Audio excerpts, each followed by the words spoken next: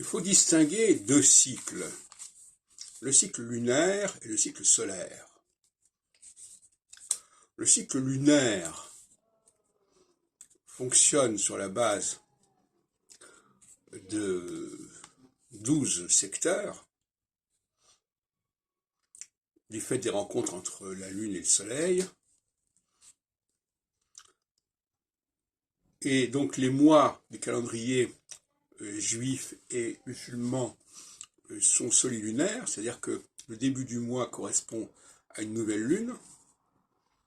Mais d'un autre côté, il y a le cycle solaire, qui lui n'a rien à voir avec ça, qui est fondé sur le cycle des saisons, et sur les équinoxes et les solstices.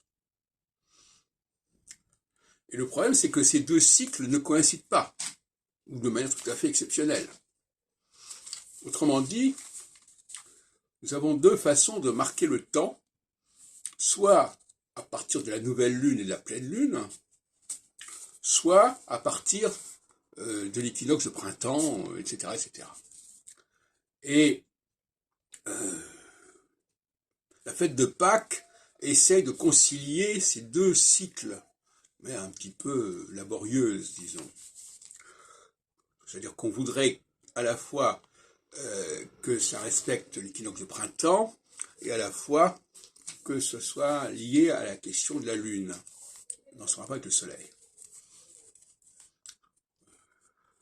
Alors le zodiaque, lui, c'est ça ici qui est assez étrange, est censé être marqué par les équinoxes et les solstices, puisque le signe du bélier correspond au début, zéro bélier, c'est l'équinoxe de printemps.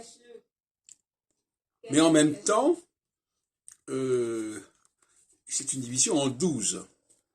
Et cette division en 12, elle fait référence quelque part au cycle solilunaire. Et ça n'a aucun effet sur la question de la division des signes zodiacaux. En tout cas, pas tel qu'on le voit aujourd'hui.